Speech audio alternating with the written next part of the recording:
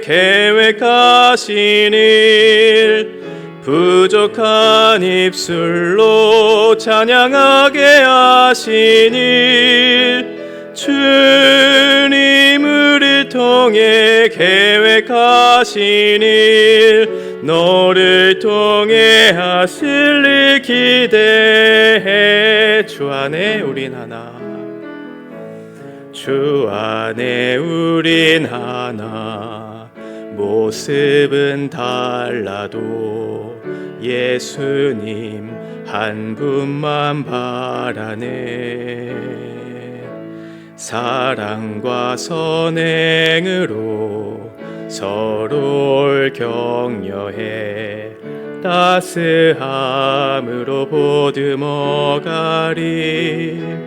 주님 우리 안에 함께 하시니 형제자매의 기쁨과 슬픔 느끼네 내 안에 있는 주님 모습 보네 그분 기뻐하시네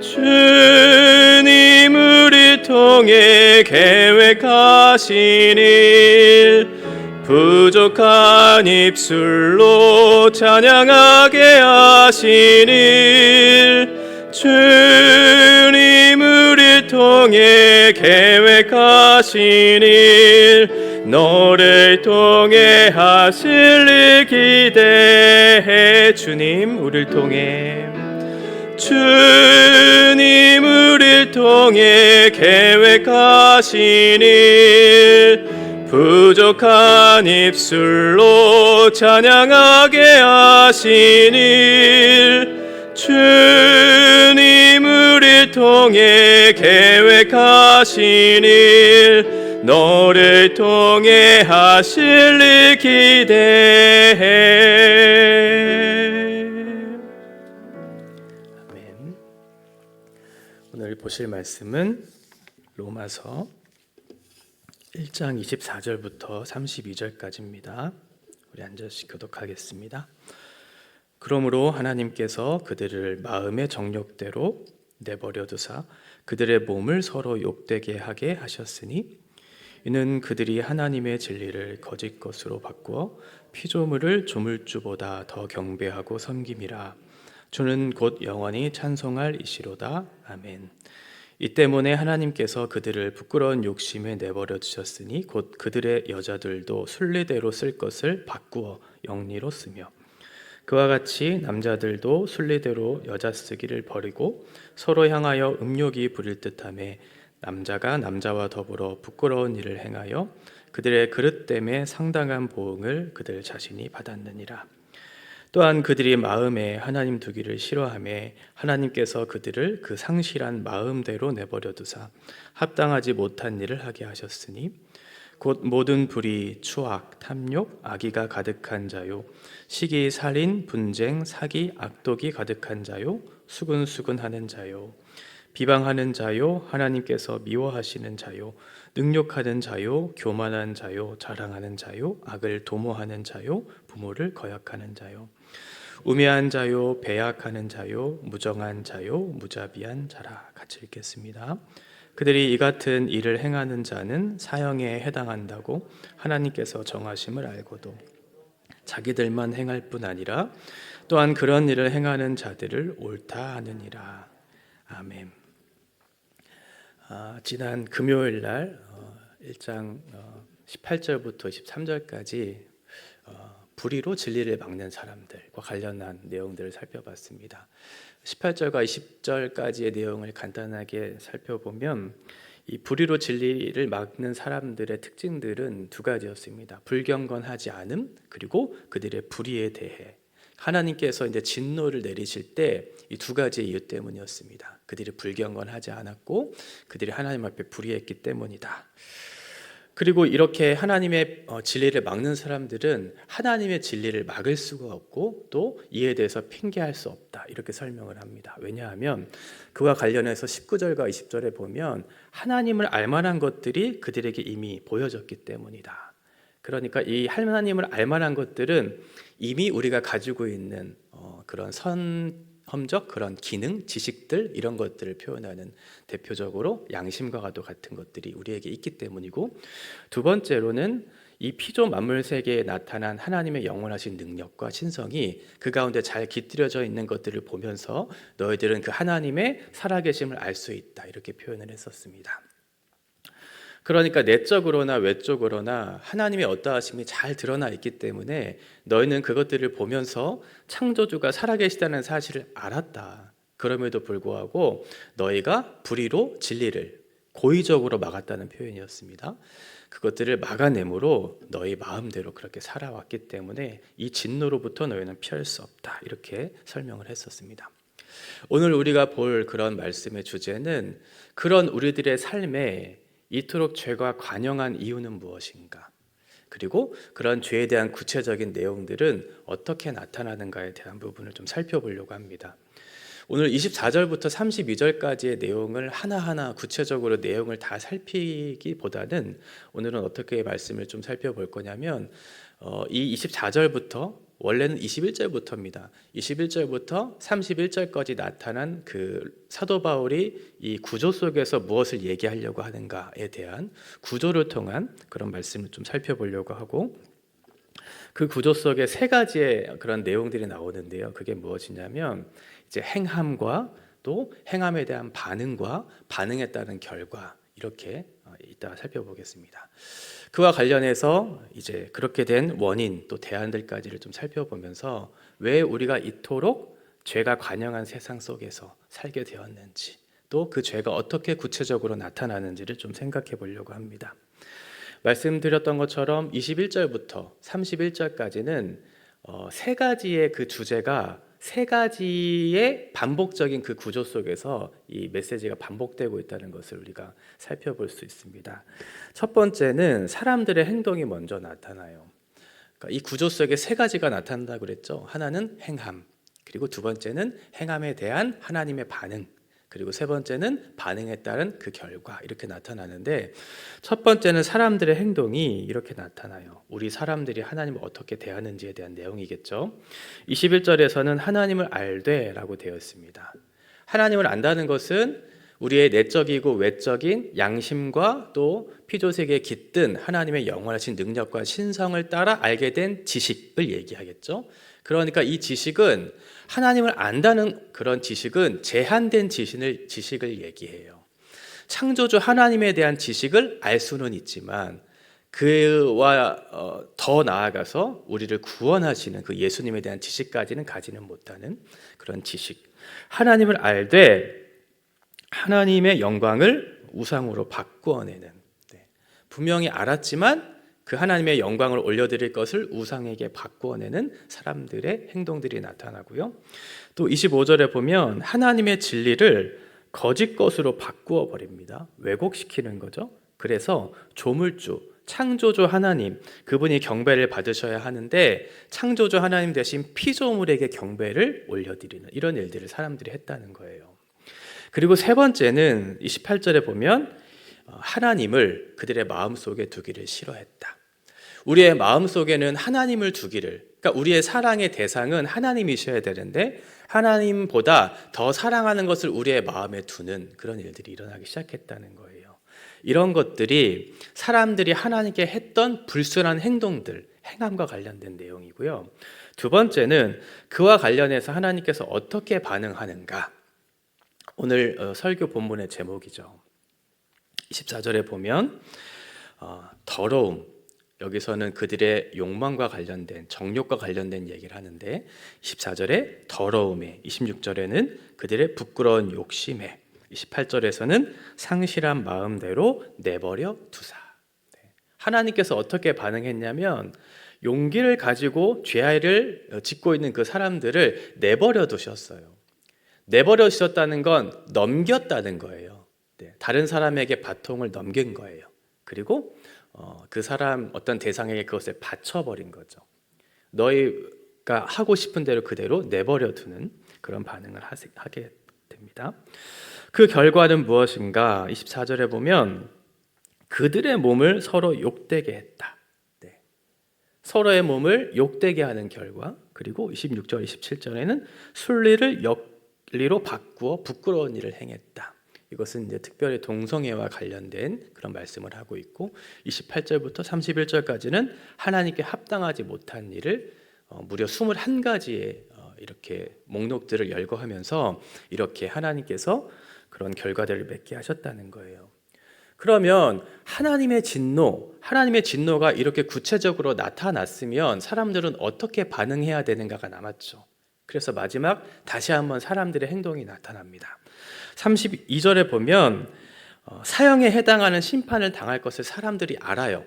내가 이렇게 행하면 반드시 하나님의 심판에 넘겨질 것을 알고 있는데 그럼에도 불구하고 계속해서 그 삶의 방식을 멈추지 않고요. 또 하나는 회개하지 않을 뿐만 아니라 오히려 그렇게 다른 사람이 행하고 있는 그 일들에 대해서 옳다고 그렇게 얘기를 하고 있는 그런 상황들을 묘사하고 있습니다. 정리하면 첫 번째는 23절과 24절에 나타나는 것처럼 첫 번째는 영적인 타락이 일어나죠. 사람이 하나님의 영광을 썩어 없어질 우상으로 바꾸어 버리는 영적인 타락이 먼저 일어나고요. 그러니까 순서가 되게 중요해요. 영적인 타락이 일어나면 그 다음 24절에 보면 하나님께서 그 마음의 정욕대로 그들을 내버려 두시고 그들의 몸을 서로 욕되게 하는 성적인 타락들이 일어나죠. 그러니까 순서는 하나님과의 관계로부터 시작된 그 관계의 파괴가 결국은 우리 스스로를 이렇게 절제하지 못하는 타락으로 나타난다는 것. 또 하나 두 번째도 마찬가지예요. 25절에 보면 사람이 진리를 거짓으로 바꾸어 버리죠. 그래서 예배의 대상인 창조주 하나님을 피조물을 경배하게끔 그렇게 대상을 바꾸어 버리는 영적인 타락이 먼저 일어나요. 그래서 그것들을 하나님께서 그대로 내버려 둔 결과 어떠한 일들이 일어나는가?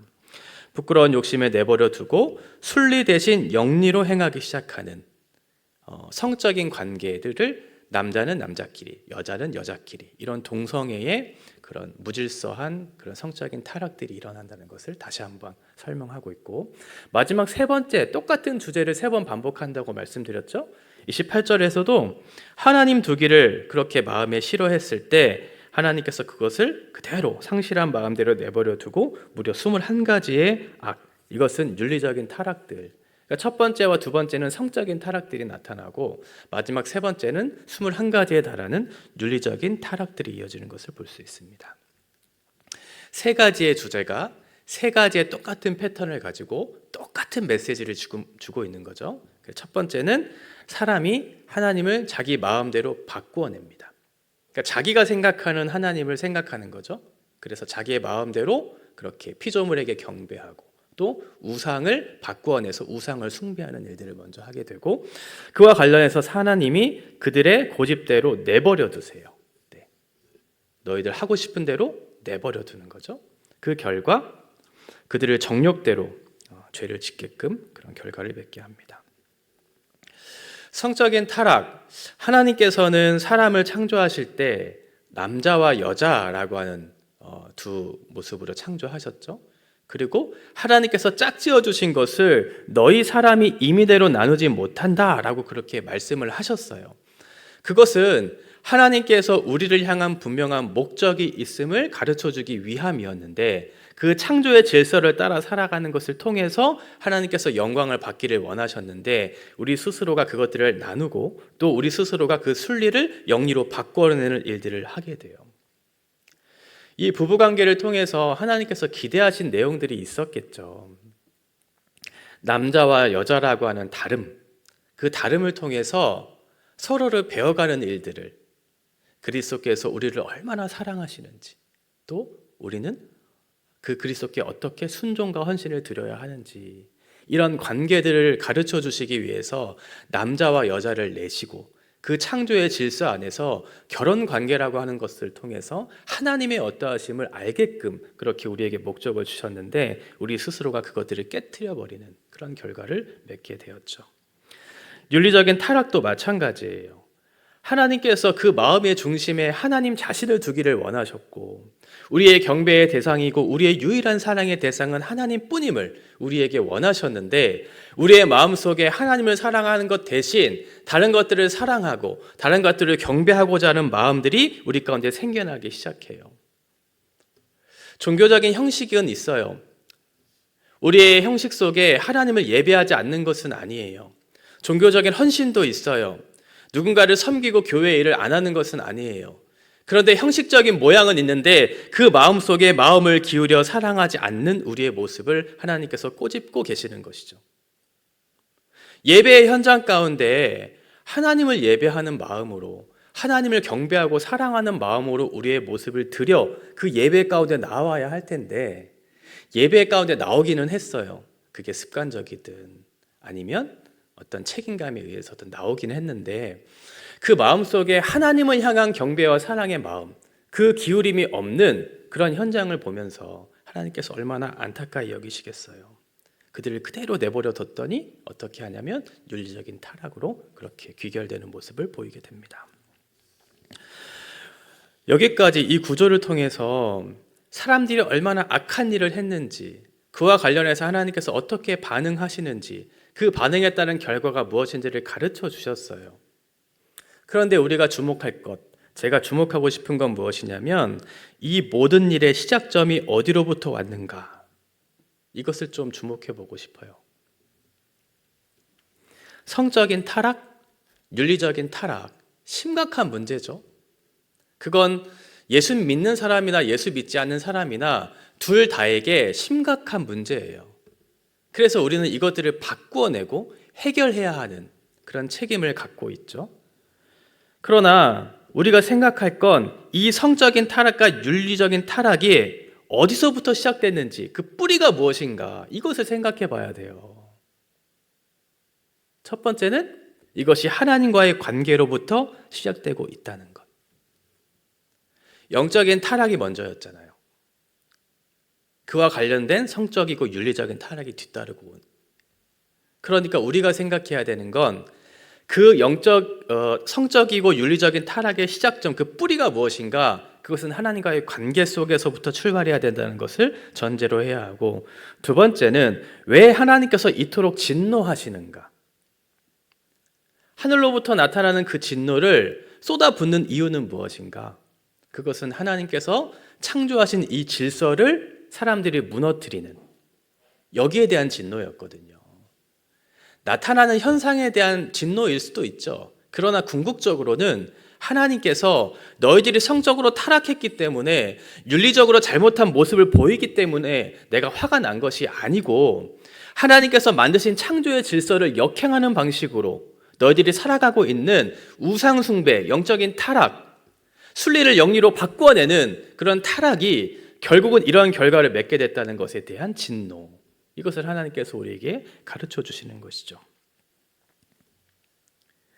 우리가 죄가 무엇인가라고 했을 때 많은 사람들이 전도를 해보면 알아요. 죄는 무엇이라고 생각합니까? 라고 했을 때 대부분은 나타나는 현상들을 언급해요. 지금과 같이 내가 거짓말을 했습니다. 혹은 누군가를 때렸습니다. 이렇게. 우리도 가끔 주목을 이렇게 할 때가 있어요. 죄라고 할 때 하나님께서 죄를 아파하시고 죄를 미워하시잖아요. 근데 죄라고 하는 것들을 생각할 때 나타나는 현상들을 가지고 대부분 언급하는 경우들이 있어요. 예를 들면 이런 거예요. 교회와 세상과 관련해서, 교회와 관련된 세습, 세상 속에 나타난, 가정 속에 있는 불화, 간음, 이런 것들은 나타난 현상이거든요. 그러나 우리가 주목할 것은 현상에 주목할 것이 아니고 이 일들이 일어나고 있는 그 원인, 그 뿌리, 그것이 무엇인가 관심을 가져야 한다는 거죠. 제가 자주 비유하는 그런 내용이 있는데 이런 거예요. 어떤 큰 바구니에 물이 계속해서 철철철 넘치고 있어요. 물이 넘친다고 어떤 사람이 불평하면서 계속해서 바구니를 가지고 바가지를 가지고 바구니에 있는 그 물을 계속해서 퍼내면서 불평을 해요. 왜 물이 계속 넘치는 거야? 이렇게. 그때 어떻게 해야 될까요? 나타나는 현상들을 빨리 해결하기 위해서 바가지로 물을 퍼내는 것도 중요하지만 그 근본적인 뿌리가 뭔지를 알면 그 죄에 나타난 현상들은 당연히 무너지게 되잖아요. 그게 뭘까요? 수도꼭지를 잠그면 돼요. 바가지를 풀면서 왜 죄에 대한 현상, 왜 사람이 이토록 불행하고 세상이 이토록 부패한가를 불평할 것이 아니고 왜 그런 현상들이 나타나는가를 생각하고 그 죄의 뿌리, 원인을 해결하는 것들을 먼저 해야 되겠죠. 기독교는 윤리와 도덕의 문제를 절대로 간과하지 않습니다. 사회적 책임을 다해야 되는 그런 일들을 감당해야죠. 그러나 윤리와 도덕의 해결이 핵심이 아니라고 기독교는 얘기하고 있어요. 하나님과의 관계가 회복되어야지만 그 도덕과 윤리라고 하는 나타나는 현상들이 회복이 가능한 것이지, 하나님과의 관계 회복이 없이 그런 나타나는 현상들에 집중하면서 그것들을 바꾸어내야 한다고 하는 것은 불가능한 주제라는 거예요.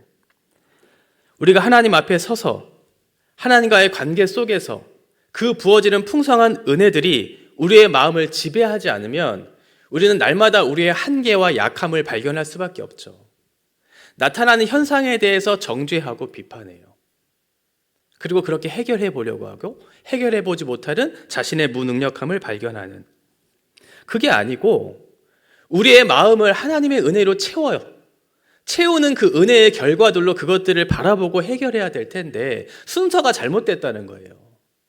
야곱처럼 주님 한번 딱 붙들고 주님이 나를 놓으면 내가 주님을 잡겠습니다라고 하는 이런 정신을 가지고 주님이 아니면, 주님의 은혜가 아니면 나는 살 수 없다는 그런 고백을 가지고 살아내야 할 텐데, 야곱이 얼마나 영리했어요. 지혜로웠어요. 얼마나 능력이 많았어요.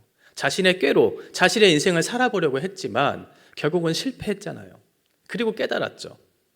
하나님의 능력이 아니면, 하나님의 은혜가 아니면 내 무너진 인생을 바로 잡을 수 없다는 것을 깨닫고 야복강에서 하나님을 그렇게 바짓가랑이를 붙들면서 나는 절대로 당신을 놓지 않겠노라고, 당신 나를 떠나면 나는 살 수 없노라고 그렇게 고백했던 것처럼 하나님께 우리의 마음을 드려 그렇게 나아가는 일들이 필요하겠죠.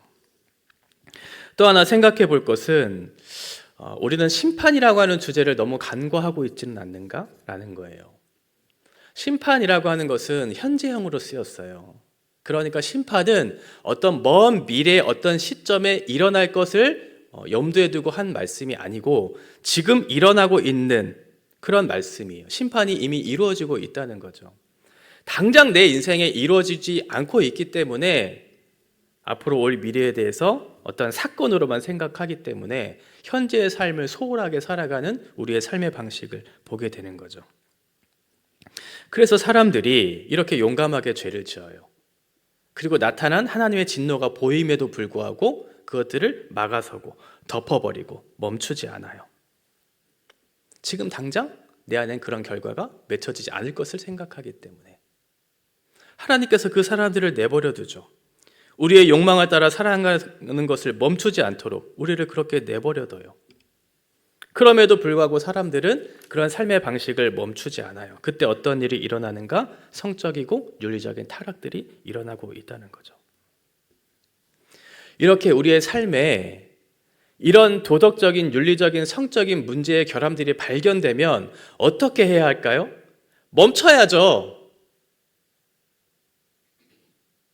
그런데 사람들은 멈추지 않아요. 경고등이 터졌으면 이제 멈춰야 되겠구나. 내 욕망을 따라 살아가는 것을 하나님이 싫어하시는구나. 하나님의 진노의 표현으로 우리의 삶의 성적이고 영적인 윤리적인 타락들이 이루어지고 있구나라는 사실을 발견했으면 그것들을 멈추어서야 하는데 이 사람들은 어떻게 했냐면 고의로 그것을 덮어버려요. 이것을 덮으면 시간이 지나면 문제가 해결될 거라고 생각하기 때문에 그렇죠. 32절은 지금까지 묘사한 그 인간의 악함에 대한 결론적 요약이 나와요. 첫 번째는 저희가 알고 있습니다 라고 얘기합니다. 그들의 양심이 그들을 정죄하고 있기 때문에 그렇죠. 하나님을 알만한 것들이 그들에게 보였기 때문에 분명히 알고 있어요. 그리고 이것을 계속해서 행하면 사형에 해당하는 죄, 하나님의 심판을 피할 수 없다는 사실도 알고 있어요. 모르는 게 아니에요. 알고 있는데 문제는 뭐냐면 그 뒤에 문제예요. 그런 일을 행하는 자를 옳다 하느니라 이렇게 얘기하고 있어요. 자신들과 같이 행하는 사람들이 옳다 이렇게 얘기하고 있죠. 왜 옳다고 얘기할까요? 그 사람들이 행하는 행동이 옳다고 얘기해야 내가 하고 있는 그 행동이 정당화되기 때문에 그래요. 군중심리라고 하죠. 저 사람도 하고 있으니 내가 하는 것도 괜찮아. 저 사람이 하고 있기 때문에 나도 정당해. 그러면서 자기네들의 그룹들을 만들기 시작해요. 서로를 자랑해요. 서로를 칭찬해요. 자기네들끼리의 문화를 만들고 옳다 옳다 옳다 잘하고 있다 생각하고 스스로를 격려해요. 물이 고인 거죠. 물이 고여버렸어요. 물이 고이면 썩어버려요. 물이 계속해서 흐르고 흘러야 그것이 개혁을 만들어낼 텐데, 그래야 생명을 맺을 수 있을 텐데 자기들만의 생각 속에 갇혀버려요. 자기네들이 하고 있는 것들을 보지 못하고 있고 그 사람들의 행동들을 옳다고 여기면서 정당화하기 시작해요. 소위 자기 사람들을 만들어내기 시작하는 거죠. 자기의 사람들, 자기가 일하기 편한 사람들, 자기의 말을 잘 들어주는 사람들, 이 사람들을 가지고 이 공동체를 세워가요. 다른 사람의 말을 듣지 않는 거죠. 다른 의견을 내는 사람들을 배제시켜요. 어떻게 해요? 보이지 않게. 자기가 가지고 있는 권력을 가지고 보이게 혹은 보이지 않게 그 사람을 밀어내기 시작하죠. 왜 그것이 가능할까요? 자기네들의 무리가 있기 때문에 그래요. 서로를 격려하고 서로를 칭찬하는, 서로 잘하고 있다고 생각하게끔 하는 주변의 무리들이 결국은 다른 사람들을 밀어내고 개혁을 만들어내지 못하는, 우리 인생의 가장 중요한 것은 무엇일까? 하나님의 영광을 위한 것이죠. 우리의 현실과 상황이 바꾸어낼 수 없는 하나님의 영광. 진리를 왜곡하거나 바꾸지 않아도 되는, 시대가 변해도 불변하는 그 진리를 따라 살아가는 사람들이 저와 여러분들이에요. 상대적인 가치, 그것들을 따라 살아가는 것이 참 지혜로운 것이다, 또 지혜로운 사람이라고 생각하게끔 하는 이 시대에 살아가는 우리들에게 하나님께서는 말씀하세요. 너희들은 절대적인 진리 위에 세워진 하나님의 군사들이다. 진리를 막는 사람들을 막아서서 진리를 지켜내는 사람들이 바로 너희들이다.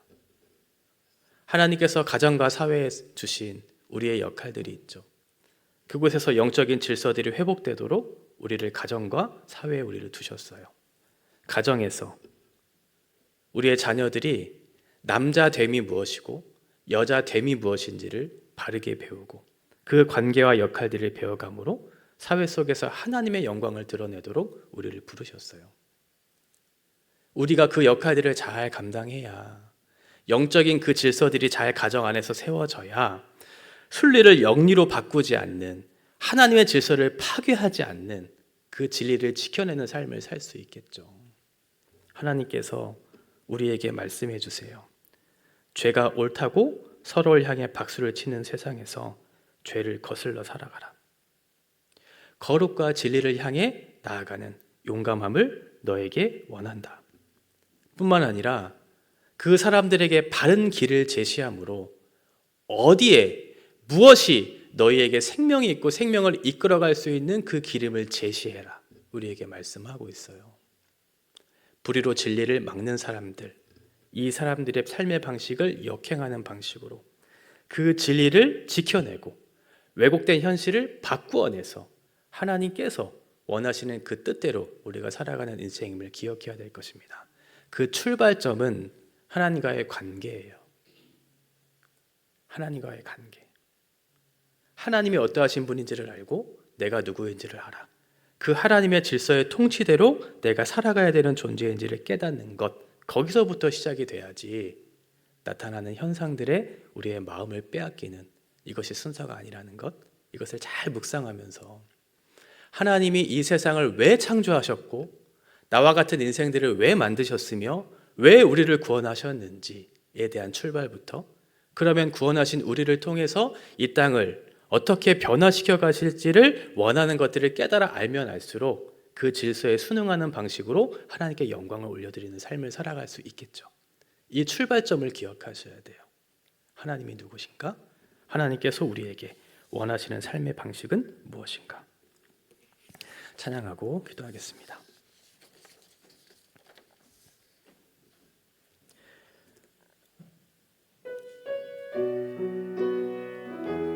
주만 바라볼지라 찬양하겠습니다.